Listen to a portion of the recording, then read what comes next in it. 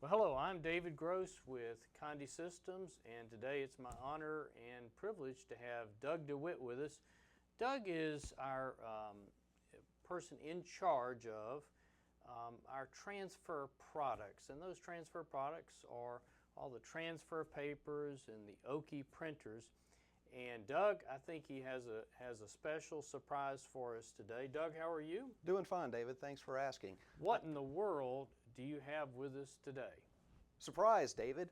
This is the brand new platform introduced by OKI Data that they call the Pro9541wt. Of course, the WT standing for white toner. Now, what makes this printer unique, compared to the other OKI platforms in the past? 5 colors. Correct. Wow. So what we have here is we have true black, finally, as well as cyan, magenta, and yellow to create our 4 base process colors and the ability to print white. So now we can have true black on our white and light color garments and be able to print white onto our darks. And this is something, of course, it's not new for OKI. OKI has been making products like this for a long time. What would people do with these products? What are they really good for? Well, as far as the OKI products in the past, David, when we were talking about the white toner systems specifically, their predecessor models that they called the 711, the 920, the 8432, those units were primarily for dark garment production because they lacked the true black. But now that we have the ability to print true black as well as white, we really need to consider this a multicolor decoration system. It can really handle any color garment in the rainbow. Now, of course, with the variety of transfer papers that we offer that are warranted by this, by the way, we also have the ability to go to just about any material content, ranging from 100% cotton all the way to 100% polyester. Which is generally difficult for a DTG printer. Yes, you know and I know that DTGs tend to struggle whenever we're dealing with a blend or a true synthetic fabric because their inks are primarily designed to decorate cotton. But since we are using base toner that comes out of this and our transfer papers, which are emulsified basing on the type of material or hard surface that we're going to have a much easier time decorating a wide variety of materials. Good deal. And, DTG is, of course, very popular. What are the sort of the contrasting features between DTG and this one? I take it, we're all familiar with DTG printers, and they require quite a bit of maintenance. They're really, you need to use the printer often. How about the OKIs? Well, as far as the OKIs are concerned, the reason that you have to use a DTG so often, or you have to maintain it so often, it's because of the white ink that they use, which is made out of an element called titanium dioxide. But here with the OKI, we're dealing with a dry toner, not a liquid ink. So the toner never physically goes through the print heads, so there is nothing to clog. So as far as maintenance is concerned, we've cut down maintenance about 99.9% compared to a DTG. Another nice feature, you know and I know selling ink has a tendency to expire if you don't use it within the expiration date. If you try to run bad ink, you can do more harm than good. Toner does not have an expiration date, so the beautiful thing is we use the toner cartridges until they physically run out, and if we have a replacement toner that's been sitting on the shelf months, years, doesn't matter. We just plug it in and away we go. Well, that is impressive. So I also know when if you're using a DTG printer and you're doing like a black garment, you have to pre-treat the garment. Yes, you do. And it's funny that you bring that up because in the classroom presentations I did the previous year for MBM, that was one of my hammer points, so to speak, when we're comparing this system to a DTG, and that is your DTG system, David, is only as good as your pre-treatment. So in other words, you can have the most expensive DTG in the world, but if you don't have an accurate way of applying pre-treatment in an even, consistent manner, basically what you get is an uneven design. Since we're dealing with transfer paper and emulsion gets laid down in a uniform fashion, not only are we going to have a consistent layer, but we don't have to pre-treat garments. So even if we're dealing with 100% cotton, a cotton poly blend, or 100% polyester, no pre-treatment is required. We literally just take the shirt right out the case box, put it on our heat press, and apply our design. So when you remove that pre-treatment cost, even though, I would say the cost per print to this unit would be comparable to a DTG, basically where you are making up the savings with an OKI unit compared to most DTGs is your maintenance cost, David. And anyone who operates a DTG knows that there's a lot of maintenance cost involved with not only cleaning out the unit, but cleaning out your pre-treatment. You're wasting your inks. Absolutely. And so it adds up even if you're not using it. And I think this comes with OKI on-site service. What is the warranty? The warranty on this unit is a 2-year on-site warranty. Now, that differentiates from most warranties that are out there in existence, David. Most warranties are what we call return to depot warranties, which means you have to box up your unit, you have to ship it back, and you're at the mercy of the repair facility as far as when you're back up and running. What OKI does is, should anything go wrong with this unit, OKI sends technicians to your shop or your facility to repair the unit on site.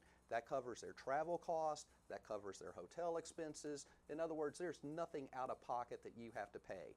And the warranty that's standard with this unit is a 2-year on-site warranty. And I would suspect that most issues are actually solved over the phone, shipping you a little part, something that's broken. But we've sold OKI for how many years? We've been carrying OKIs for at least a good 6 to 8 years now. Something like that. And I think there are very few in-service field issues with OKI that aren't solved through a phone call. So highly reliable. And I think the reliability comes from their history. They were making high volume color laser printers, and they're quite good at it. Now, this one looks bigger, so does it allow you to print bigger? It sure does.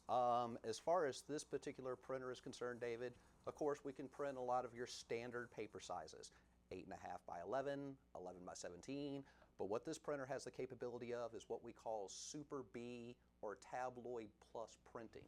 Now what that actually means, David, is a 13-inch by 19-inch cut sheet media. Now, of course, we can feed odd size medias through this machine as well. As far as this printer is concerned, it's going to be a little bit more robust than its predecessor, the 8432, and even the 920 when it comes to the thickness of paper that we can feed through. For instance, David, in 8432, you can run about a 250 to 260 gram per square meter media weight paper. With this unit, it will actually feed up to a 360 gram per square. Very heavy. Yeah, stock. so not only can we use it to decorate light garments, dark garments, hard substrates, we can use it with the new Flex-Off material. Of course, we can apply foils just like any other self-weeding design.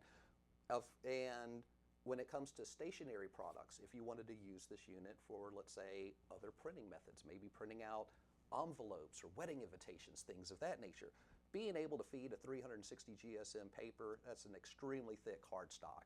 So there's pretty much nothing that this printer can't handle. So to me, the evolution of this printer is such that it's like a perfect alignment, because we have now a very large array of transfer papers that you can run through this. And the great folks at Neenah introduced something that's not really a transfer paper. What did they introduce? They introduced an emulsification paper to emulsify screens for a screen printing process that they call Existential. So in other words, instead of chemically coating a screen, putting it in a light box to burn your emulsion, so to speak, which can be hazardous, so to speak, because we're dealing with pretty gnarly chemicals. The nice thing about the Neenah process is it's completely chemical free. So in other words, we can instantly create our screen separations with this unit using their new Existential. Now, if some people are very old school, David, of course, we could feed transparency films through here and use that for our screen separations, because we have the ability to print either true black or processed black. We can also feed vellum papers through here if they'd rather use that as well. But for people who are screen printers, who have the volume production nailed down, They're looking for a unit that can handle their short runs and maybe help out producing faster, more economical screen separations. This is a great unit for that. Wow. So when you mention that to some screen printers, because obviously we've been in the digital world all these years, what's been their take on the Neenah X Essential product? Well, their initial take, David, and don't necessarily mean to joke about it, but they see it, they have a hard time believing it because it's such a revolutionary step compared to what they are used to. But lately, we have been packaging the X-Stencil paper in 10-sheet sample packs. They've been flying off the shelves, so I think more screen printers are finally making their way into the 21st century and realizing there's better ways to create screens. Now, when it comes to this particular printer, just so that everyone knows, Neenah Paper is reconfiguring their X-Stencil for a 13-inch by 19-inch cut sheet to maximize the capability of this machine. They're also going to expand the size of all of their image clip papers to 13-inch by 19-inch. So we'll have the ability to weed light colors, dark colors, create solid white base if we want to, or burn screens, all with Neenah Paper in a 13 by 19 cut sheet size. And just one little caveat I like to throw in, Neenah Paper is manufactured here in the United States. So keep the jobs local. That's my opinion. Good. So I take it the speed, the performance of this probably would easily outrun a DTG printer. Oh yes, and as far as to kick up the horsepower, so to speak, David, on this Pro9541wt, they've added a faster processor. Normally the processing speed is around 533 to 800 megahertz. This actually has a 1.2 gigahertz processor in, so we're talking about a 30 to 40% bump in processing performance. Also, these units are not stocked with 256 megabytes of memory like the predecessors. This unit actually comes with 2 gig internal memory. So if we're dealing with large graphic files, if we're dealing with 4-color or 5-color process separations that we need to send to the printer in one shot, basically it has the processing speed and it has the memory capability to handle those big files no problem.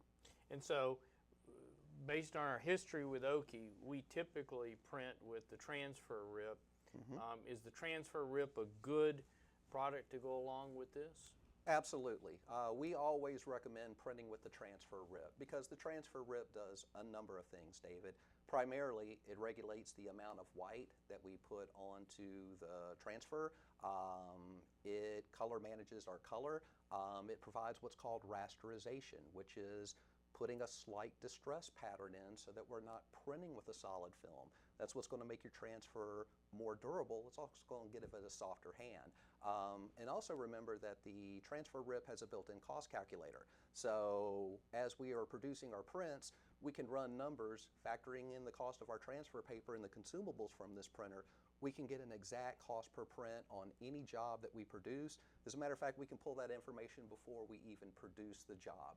So it's always very handy to have your true cost going in before you negotiate with your client or your end user on the final price of garments you're going to produce for them. So I take it, based on what you said, the transfer rip lowers your cost because it helps you use less toner. Does it help you with washability? Absolutely. In my opinion, David, the name of the game as far as making this unit operational, successful, generating results that you are going to like and your clients are going to like, the name of the game is using the least amount of toner to accurately recreate the design. Now, that doesn't mean we're necessarily sacrificing toner for details within the design. The RIP still allows that. What the RIP allows us to do basically is control the size and the pattern of the distress that we put in. So if we have a high detail graphic, we can minimize that distress, so to speak, so where we capture more detail. If we have a more open-ended graphic, we can distress it more, so to speak, open up that distress pattern, and that's what allows for the what I'd call wickable, breathable designs, okay? Perfing it, so to speak. So basically, yes, we have complete control with the RIP. Now, one thing that OKI has done, which is interesting, the driver for this 9541, they've built in some features that kind of mimic what a lot of third parties' RIPs do. In other words, they've got a trapping feature built in. And what this means is that sometimes, David, whenever we're printing, we might have a hard white edge around our design. A lot of people have issues with that. Called trapping. Yes, and so what the driver can do with this printer is we can slightly expand the size of the graphic, or we can reduce the white at the edge of the graphic. One process is called choking.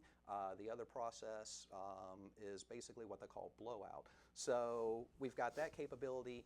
The driver that comes with this unit can also intelligently put down white. In other words, it's not going to print a solid white unless we direct it to.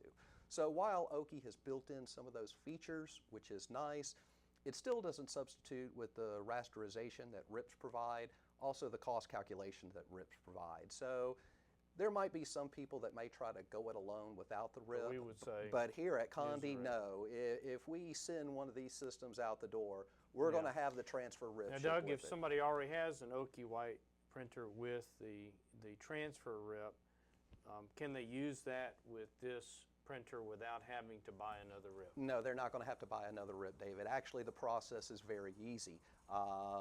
The transfer RIP that we provide, of course, is provided by Forever Paper. Forever does have a 5-color profile specifically for this 9541. That's what you've been running.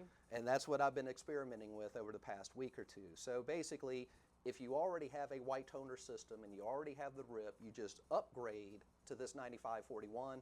Then all you need to do is download the profile, install it into your RIP, and it instantly converts your RIP into a 5-color process. And we would tell you always keep your RIP under maintenance to get updates such as what support this printer as well. Yes, sir. And I take it it's a standard 110 volt.